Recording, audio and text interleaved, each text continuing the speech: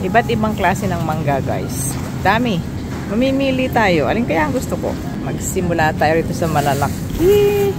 Lalaki, oh my God, ang lalaki. Product of Mexico. 2 for $5. Ito naman, Atolfo mango. Ay, product of Mexico din eh. $2.99 per pound naman. Yan. Ito masarap. Kailangan lang ay hinog na siya.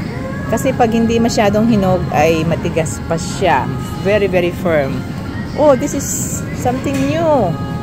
Peru mango. Ang ganda oh. Cute, cute, cute. Pero $5.99 per pound. Per pound. Oh, Colombia. Sweet mango. Ang gaganda oh. From Colombia po guys. Wow, wow. Ganda.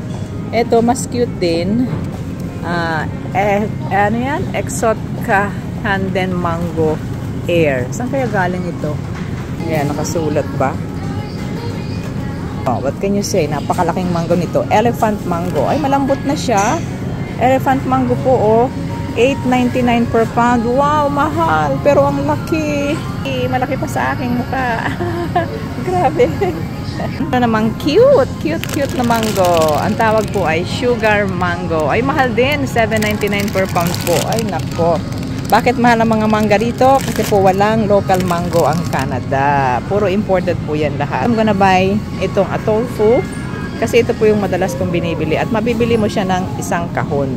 Box. Ayan po sa ilalim, oh. Mga boxes of mangoes. Diyan na lang ako kukuha. At hinog na to. At ang presyo niya ay nakasale na siya, oh. $15 isang box. Sabik sa mangga si Ate Menchi.